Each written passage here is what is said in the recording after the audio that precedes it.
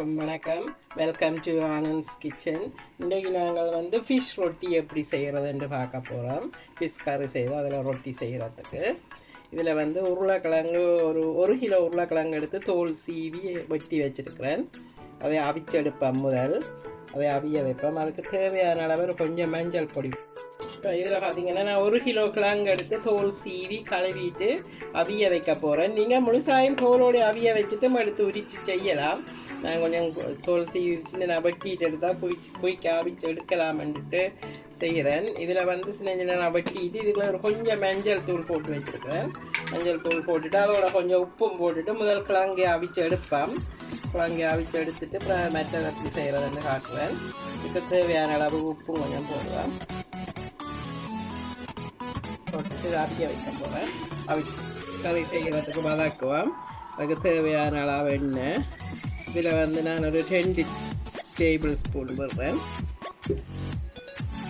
இதில் வந்து கடுகு கொஞ்சம் போடுவேன். ஒரு அரை டீஸ்பூன் கடுகு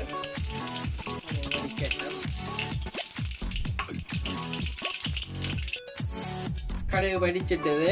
இதில் ஒரு டீஸ்பூன் பெருஞ்சீரகம் போடுவேன். வெங்காயம் போடுவேன். இதில் 4 மீடியம் சைஸ் வெங்காயம் கட் பண்ணி வச்சுருக்கேன்.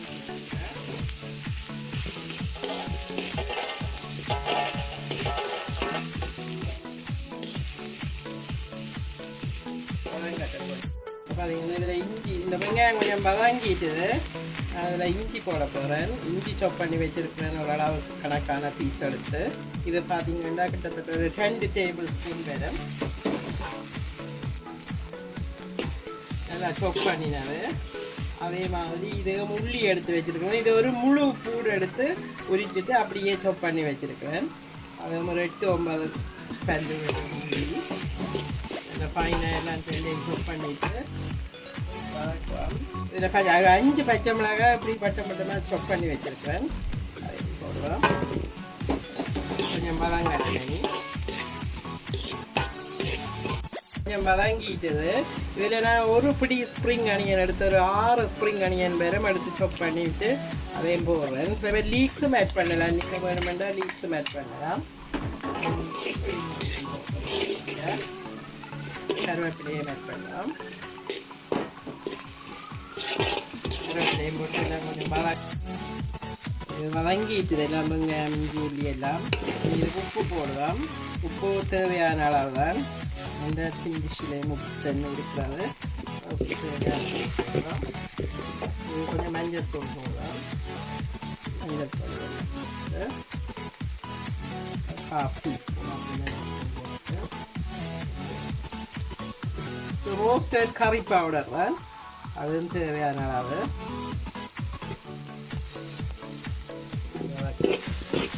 இதில் வந்து 3 டின் ஃபிஷ் உடைச்சி வச்சுருக்கேன். டியூனா தான். அதை இதோட ஆட் பண்ணுவோம். அதில் 3 சின்ன டின்ன வழியாக 3 எடுத்துருப்பேன். உங்களுக்கு கூட வேணுமென்றாலும் ஆட் பண்ணலாம்.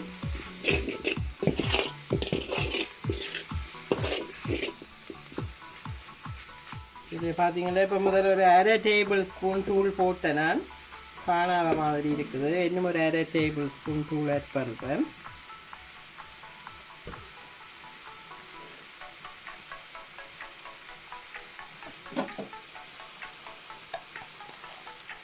இதில் வந்து இன்னும் ஒரு அரை டீஸ்பூன் மிளகு ஆட் பண்ணுறேன். மிளகுத்தூள், உரைப்பு, உப்பு எல்லாம் உங்களுக்கு தேவையான அளவு தான். உங்களுக்கு ஏற்ற அளவு ஆட் பண்ணுங்க.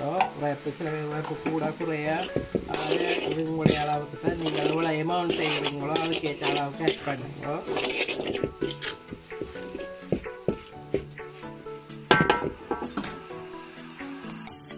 ஒரு 5 மினிட்ஸ் வதக்கி நான் மெல்லிய நெருப்பில் தூள் எல்லாம் பச்சை வாடி எல்லாம் போயிட்டுது. இனி இதுக்கு கிழங்கு ஆட் பண்ணணும். அதுக்கு முதல் இதில் வந்து கொஞ்சம் க்ரீன் மசாலா பவுடர் போடுறேன். இது வந்து கருவாகலாம் வேலைக்காய் 3ம் சேர்த்து பச்சை அரைச்சி வச்சுருக்கிறேன். அது கொஞ்சம் போடுறேன். ஒரு 1/2 டீஸ்பூன் அப்படி அந்த வாசத்துக்கு. ஏன்னா அந்த மீன் இந்த வெடித்து இருக்காது. அதனால் இது ரோஸ்டட் பெருஞ்சீரகத்தூள். இது பெருஞ்சீரகத்தூள் நான் அரைச்சி வச்சுருக்கிறேன். கருவேப்பிலை, பெருஞ்சீரகம் எல்லாம் போட்டு வறுத்து அதே மாதிரி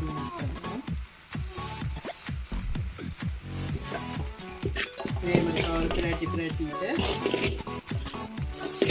இதில் அவிச்சு வச்சிருக்கிற கிழங்கு ஆட் பண்ண போகிறேன். கிழங்கு வந்து இதில் இது பார்த்தீங்கன்னா இப்படி கொஞ்சம் துண்டு துண்டாக போட்டிங்கன்னா தான் இது கொஞ்சம் நல்லா அவிஞ்சு இருக்க வேணும். 200 இருக்காமல் கொஞ்சம் அவிஞ்சிருந்தால் கொஞ்சம் துண்டு துண்டாக போட்டிங்கன்னா கிடைக்கல கடிபடைக்க நல்லா இருக்கும்.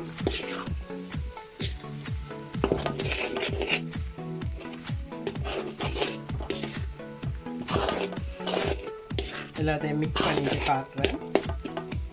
இந்த கறியெல்லாம் செய்து டேஸ்ட்டாக வந்துட்டுது. இனி இதை இப்படியே நிப்பாட்டிட்டு நாங்கள் ரொட்டி குழைப்போம். வச்சு காட்டுறேன் இப்படி செய்கிறது. ரொட்டிக்கு மாவு குழைப்போம். இதில் 2 எக் உடைச்சி வச்சுருக்கிறேன், 2 முட்டை. இதில் 1 டீஸ்பூன் சுகர், நான் ப்ரௌன் சுகர் தான் பாய்க்கிறேன், அதனால் ப்ரௌன் சுகர் போடுறேன். உங்களுக்கு ஒயிட் வேணுமென்றாலும் போடலாம். அரை டீஸ்பூன் சால்ட்,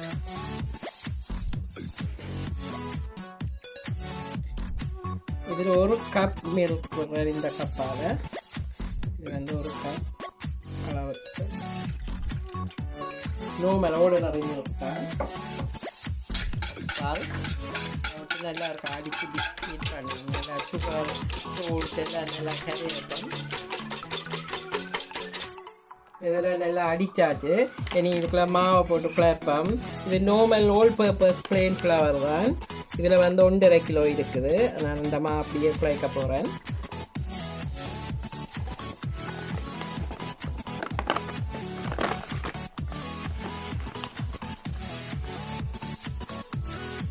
இந்த தண்ணி ஆட் பண்ணிக்கலையும் தண்ணி வந்து நீங்கள் கொஞ்சம் கொஞ்சமாக தான் விட்டு குழைக்க வேணும். ஒரேடியாக கிணக்க விடக்கூடாது. நான் முதல் ஆயில் பிடியில் இதில் கொஞ்சம் ஆயில் ஆட் பண்ண போகிறேன். இதில் வந்து 1 டேபிள் ஸ்பூன் ஆயில் அப்படி விடுறேன், நார்மல் ஆயில், குக்கிங் ஆயில் நல்லா சேர்ப்பேன்.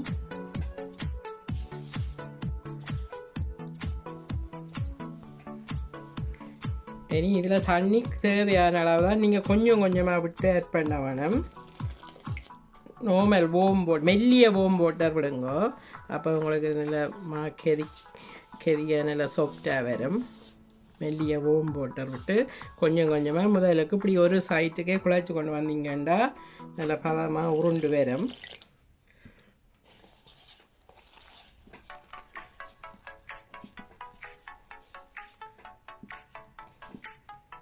இது பார்த்தீங்கன்னா நான் 400 ml தண்ணி விட்டேன். நான் அந்த கப்பால் 4 கப் விட்டேன். நீங்கள் கொஞ்சம் கொஞ்சமாக விட்டு பார்த்து குழையுங்கோ. இப்படி உருட்டி எடுக்கிற பதத்துக்கு வந்தால் சரியாக இருக்கும். இங்கே எல்லாம் உருண்டு நல்ல வடிவாக வந்துட்டுது. ஓகே, இப்போ இதை நீட் பண்ணுவேன். ஒர்க் டாப் எல்லாம் க்ளீன் பண்ணிவிட்டு நீங்கள் ஒர்க் டாப்பில் போட்டு நீட் பண்ணிங்கன்னா நல்லா ஸ்மூத்தாக வரும். சட்டிக்கில் வச்சு குழைக்கிறத விட இது ஒரு 5 மினிட்ஸ் நான் நீட் பண்ண போகிறேன். 5 மினிட்ஸ் நல்லா அமர்த்தி இப்படி கையை பிணைஞ்சு குழைச்சிங்கண்டா நல்லா எவ்வளோ குழைக்கிறீங்களோ அவ்வளோ சாஃப்டாக வரும். அதுக்காக ஓவர் ஹேண்டில் ஒரு 5 மினிட்ஸ் போகும்.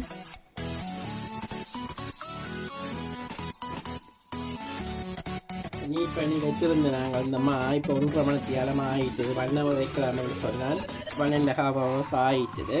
இனி இது எடுத்து வெளியில் எடுத்து சின்ன சின்ன ரொட்டி கலவான போலாக உருட்டி எடுப்போம். ஒரு ரொட்டி கலவான இப்படி போலாக எடுத்து இதை நீட் பண்ணிட்டு வைப்போம்.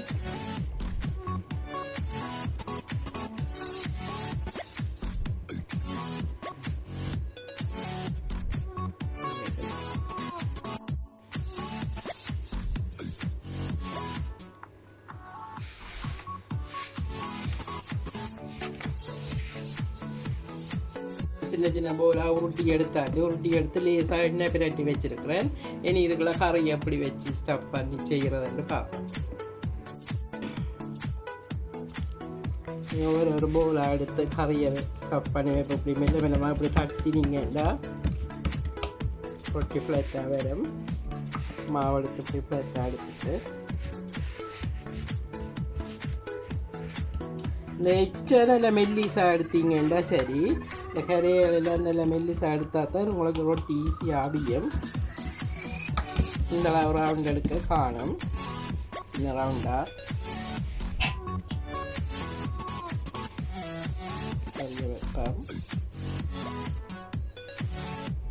உங்களுக்கு எவ்வளவு கறி உள்ளுக்கு ஸ்டஃப் பண்ண விருப்பமோ கூட அளவாக பார்த்து வைக்கலாம்.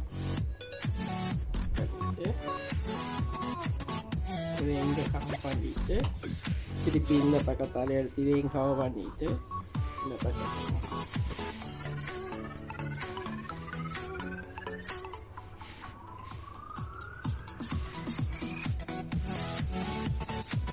இப்படி கொஞ்சத்தை செய்து வச்சுட்டு அப்புறம் கட்டில் போடும்.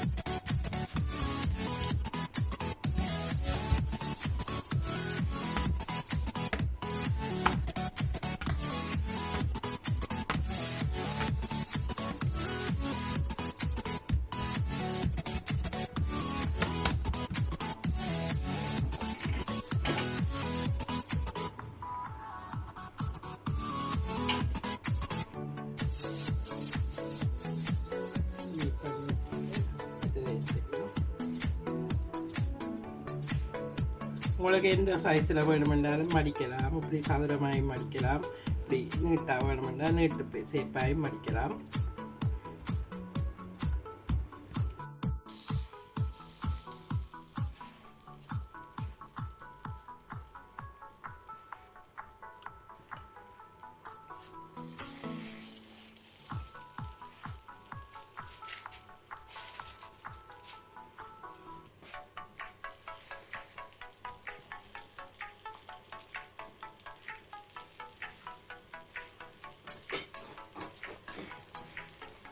வச்சுட்டு பின்னியில் கொஞ்சம்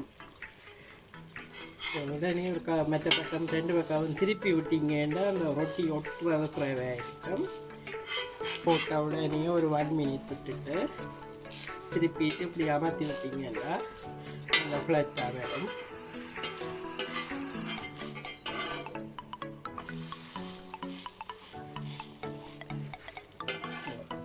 இப்படியே நீங்கள் இதை பிரட்டி விட்டு ஒன்று எரிய விடாமல் இருக்கு. நல்ல நெருப்பு வந்து நல்ல நெருப்பிலையும் விடாமல் கொஞ்சம் மீடியம் நெருப்பில் விட்டு முதல் கொஞ்சம் அவிய விட்டுட்டு அப்புறம் லோ ஃபேரில் நல்லா குறைச்சிடுவோம். அப்போ நல்லா கணக்காமல் உள்ளுக்கும் இல்லாமல் அவிஞ்சு நல்ல வடிவாக வரும். நீங்கள் இந்த சைட்டையும் திருப்பி இப்படி 2 விட்டீங்கன்னா ஃப்ளட்டாக நல்ல வடிவாக அவிஞ்சு வரும்.